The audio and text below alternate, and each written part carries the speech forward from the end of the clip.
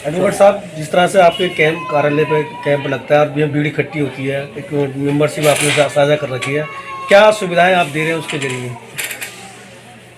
ये जो भीड़ इकट्ठी हो रही है और इनको क्या सुविधाएं दे रहे हैं, सुविधाओं की बात करते हैं तो सबसे पहले हमारा जो टारगेट है, जो हमारा ध्यान है, वो है मेडिकल फैसिलिटी। हम मेडिकल फैसिलिटी दे रहे हैं कि आजकल एक गरीब आदमी को इलाज कराने के लिए सबसे ज़्यादा दिक्कतों का सामना करना पड़ता है।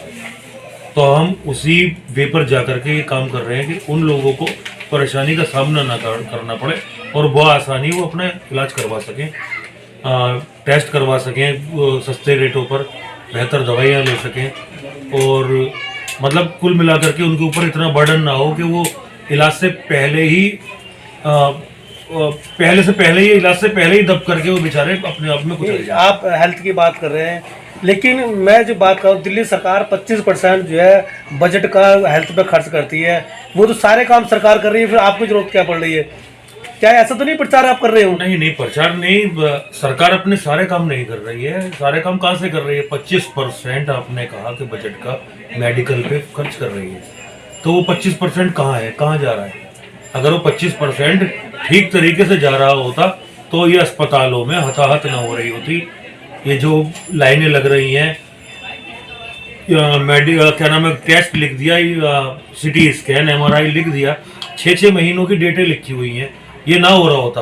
25% बजट का मतलब आप जानते हैं कि तो 6 घंटे में हो जाना चाहिए, 6 दिन, 6 महीनों में आपने डेट दे रखी है। ये भी तो हो सकता है कि आप MIM के लिए काम कर रहे हो, विपक्ष की भूमिका निभा के आप सरकार पर इल्जाम लगा रहे हो।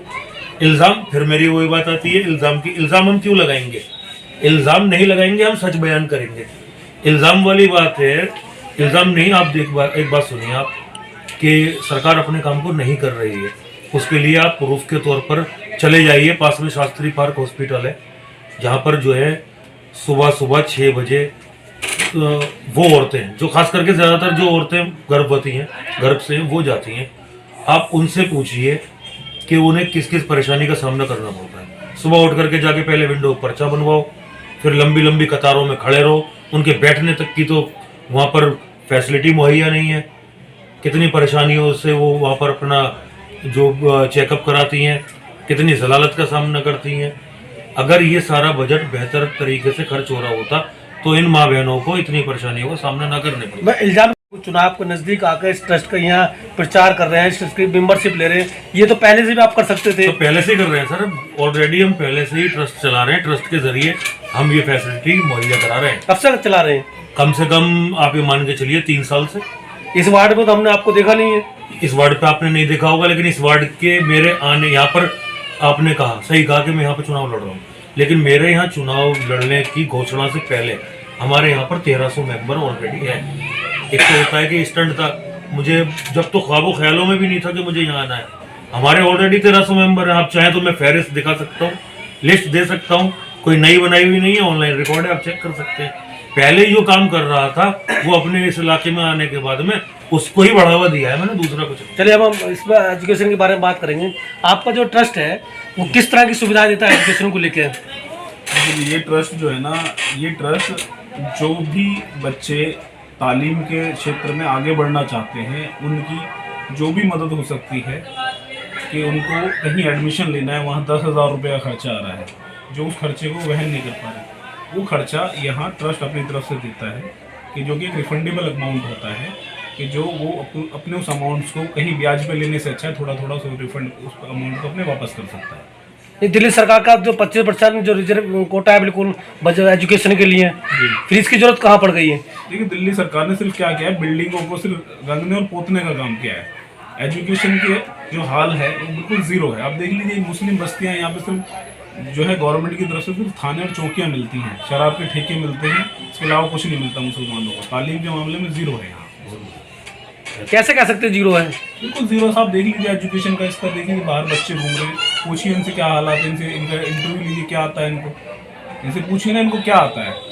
दिल्ली सरकार ने सिर्फ ये क्या किया है कि जो पिछली सरकारों की जो बिल्डिंगें बनाई हुई थी सिर्फ उनको पेंट करके, उनको रंग रोगन करके, उनके अंदर फुलवारियां लगा के इतना काम किया है। शिक्षा के क्षेत्र में कोई सुधार नहीं। बड़े बड़े होर्डिंग लगे हैं, बड़े बड़े प्रचार किए जा रहे हैं। वो तो प्रचार मंत्री अरविंद केजरीवाल जी आज यहाँ कर रहे हैं, कल दिल्ली में कर रहे थे, आज वहाँ कर रहे हैं। आपने क्या किया, आपने कितनी सुविधाएं दी इस ट्रस्ट के लिए? अल्हम्दुलिल्लाह आप जाके देखिए, हमारे बेनिफिशियरी एक अलग से हमने लिस्ट बनाई, कितने लोग इस ट्रस्ट से फायदा उठा चुके हैं।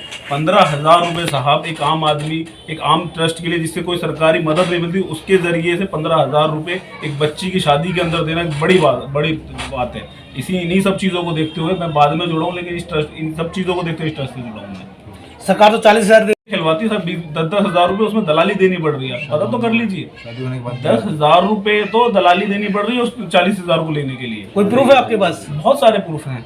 हमने विधायकों को पिटते हुए देखा, हमारे क्षेत्र के नरेश गौड़ विधायक को 10-10 हज़ार रुपए के लिए पिटते हुए देखा हमने। देखो ऑन रिकॉर्ड कैमरा बोल रहा हूँ इनका। भाई ये MIM का कार्यालय है, यहाँ पर ट्रस्ट के भी कैंप लगाए जाते हैं, पहचान पत्र के कैंप लगाते हैं। यहाँ आप क्या करना चाहते हैं कि लगातार आप कैंप लगा के भीड़ इकट्ठी कर रहे हैं?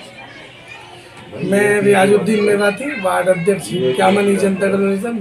हमारा मानना है कि पार्टी के लिए हम यहाँ जुड़े हैं सब लोग, और पार्टी से जुड़ने के बाद हम वो जो वंचित लोग हैं जो किसी ऑफिस तक जाने से पहले धक्के खा के वापसी आ जाते हैं, तो हम उनके लिए एक रास्ता बन रहे हैं। और बल्कि उनका बेहतर ये है कि उनका अच्छे काम के लिए हम लोग जुड़े हुए हैं और उनका काम करा रहे हैं। जिस तरह से आपने है पहचान पत्र कैंप लगा है, ट्रस्ट का कैंप लगा है, मेंबरशिप अभियान शुरू कर रहे हैं, तो क्या अलग दिखाना चाह रहे हैं दूसरी पार्टियों से?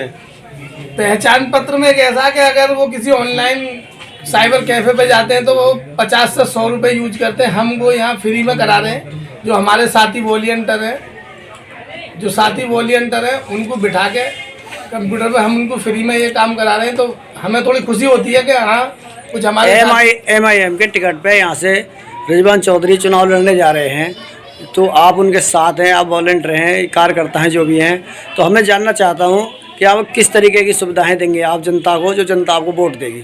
हाँ, रिजवान चौधरी जी हमारे यहाँ से प्रत्याशी हैं वार्ड 51 से, और हम पूरी अल्हम्दुलिल्लाह पूरी टीम हम इन्हें लड़ा रही है। तो हम ये चाहते हैं कि वार्ड के अंदर शिक्षा के ऊपर भी काम होना है। जो सफाई व्यवस्था, नाली हमारी यहाँ की गंदी हुई पड़ी है, तो ना तो यहाँ काउंसलर आके देखता, ना कोई जमादार आके यहाँ पे नाली साफ करता। इलाके का आदमी खुद घर वाला अपने आप ही डंडे से आगे पीछे करते तो भले दूसरी बात है। तो हम वो लड़ाई लड़ रहे हैं जो कि आज तक हम सफाई से पीछे रहे हैं, शिक्षा से वंचित हैं।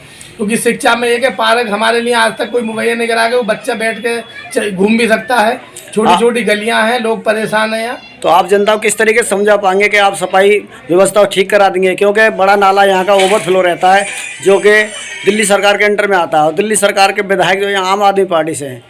देखो जी, दिल्ली सरकार के अधीन नाला आता है, आज तक उस नाले की सफाई नहीं हुई, बल्कि ओवरफ्लो किया, वो तो बाहर निकल के चल गया, और वो सिर्फ कागजों में ही तैयारी हो जाती है कि जी हमने नाला सफाई करा दी। बाकी आप गलियों में जाके देखो, मच्छर भी हैं, सारी चीज़ें, गली जब ओवरफ्लो हो जाती हैं, पन्नी भी है यहाँ सरकार कहती है कि जी हम पन्नी बंद करें, पन्नी नालियों में फंसी रहती है। तो हम इसी की लड़ाई लड़ रहे हैं, और अल्हम्दुलिल्लाह इसमें कामयाब भी होंगे लोगों तक पहुँचने में।